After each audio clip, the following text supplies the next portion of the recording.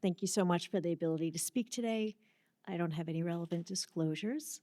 Today, we're going to talk about the need for fluorescence image-guided surgery, how to quantify use, introducing the movement from passive to active probes, and then some alternate strategies for platforms. So we have to ask, do we really need fluorescence image-guided surgery, or FIGS? And I think that the answer is yes, and I'm sure you do after hearing the talks already today. It's different from the existing images that we have. And there are standard, tried and true methods. We use these in every case, but using them, outcomes really haven't gotten better in the last 30 years. And FIGS provides information to bridge the gap between these pre-operative radiologic images and the surgical findings with true patient outcomes. Now, we've heard about fluorescence already, ICG. We know it's the current gold standard or green standard. But we also know that it's not perfect. And essentially, it provides structural information, and there's subjectivity in the interpretation of it. To really move FIGS forward, we can use fluorescence-based enhanced rheology, or FLAIR. Now, with FLAIR, you take this near-infrared endoscope that we all have, and we use it to detect the fluorescence signal that's emitted by the ICG. And then the software can generate this dynamic image that's overlaid on top of it, so you see that in real time in the OR. And from that, it can actually quantify what you're seeing and give you validity for repeated measurements over time without having to worry about washout, and better confidence than what your eyes have to really have quantifiable data on where to divide. Now, this virtual model has been validated and it's more accurate than clinical assessment. It can also identify ischemia earlier.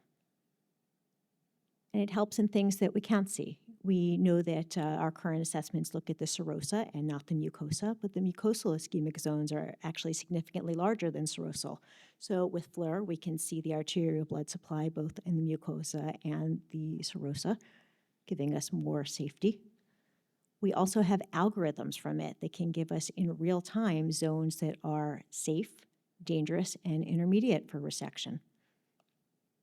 Science is getting more exact. It can also predict complications in real time in the operative room of what can happen by dividing at point A, point B, point C, or point D for multiple cases. So that's pretty exciting as far as the quantification goes. We talked already a little bit about tumor margin detection and cancer detection with ICG, and this is just taking what we already have and making a targeted probe out of it. With the targeted probe, you have a receptor on the cancer cell that pairs with the agent that's labeled to ICG, which is usually a chemotherapy agent, that attaches to the cancer and makes it glow. So the surgeon can differentiate it real time in the OR from normal tissue, like a molecular spy. Well, several of these probes have already been validated in colorectal cancer. The most promising is EpCAM. It's overexpressed in 60% of cases. And there's several other that are underway in preclinical trials and commercialization. We've already shown they're feasible to tag tumors. We've validated the human models and the reporting standards for them. And now we're finding the most tumor-specific agents for detection. So stay tuned with this. I think one striking application of fluorescence is using it to decide when not to operate. This is the CAST trial that's underway at several centers across Europe. And this is using patient-specific cancer tissue from therapeutic biopsy and coupling it with that patient's antibodies and ICG for surveillance and even watch and wait protocols. So data is going to start coming out on that in the spring. What's great about ICG is the structural information, but there are other platforms that can give us functional information and physiologic information without using a fluorophore. And we'll talk about some of those. So this is moving into spectral imaging. Spectral imaging basically shows the data from the tissue and distinguishes different components from it based on these unique spectral signatures that we have. It displays the data in bands and allows a real-time contrast-free snapshot of both the function and the physiology, and you're able to also distinguish it.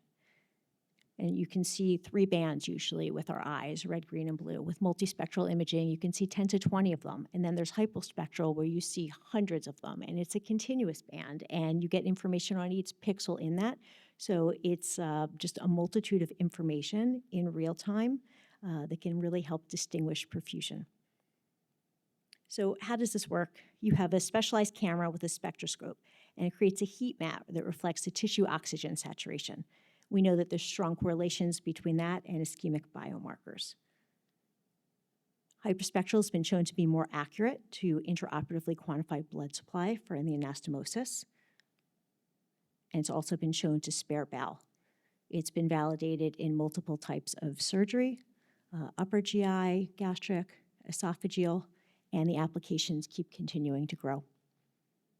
There are some drawbacks to this. You get this beautiful picture, but you actually have to put it side by side with a red, green, blue, or normal eye vision to be able to see the difference, and you're not really able to co-localize structures in that.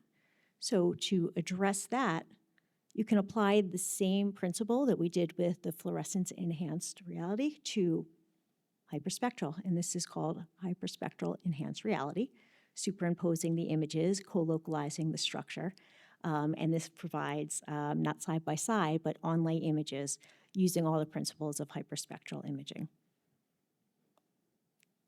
It's very cool, but you look at that and say, how do I get this in my operating room tomorrow? And laser spectral imaging, you can. This is commercially available.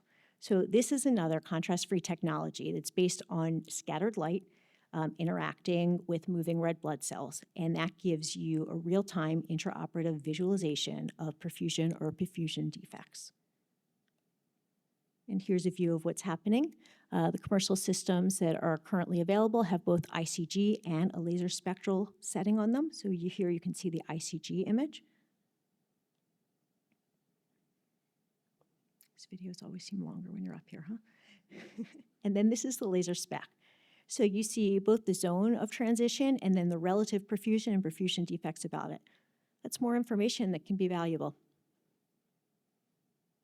We have shown that this can identify different gradients of ischemia. It's better than the naked eye, and it's also better than ICG. More details, greater accuracy on the stent and relative perfusion. Another option is autofluorescence, and this is something that's in development at University of California, and this is actually using tissue metabolism to identify different structural properties in the tissue, fat, protein, and mesentery. This is a small system. It's a probe that goes in. It's been used in human cases. We've used it in about 20 so far, so it can be integrated into any system that you're using. It's agnostic to the system. Here's robotic, laparoscopic, and endoscopic.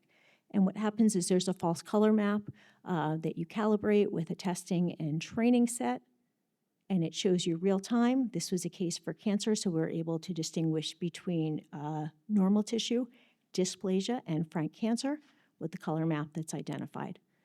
This is emerging, and I think it's really exciting.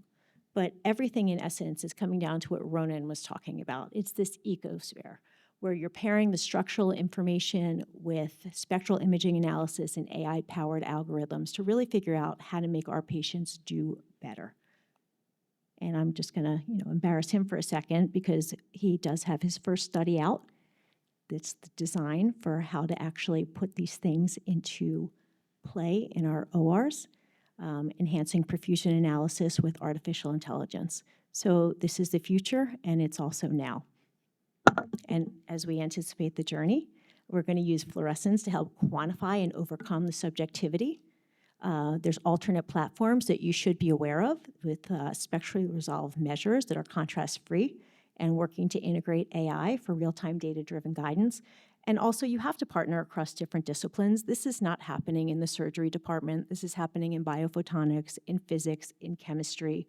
So be a team player and open up your eyes to it. Thank you.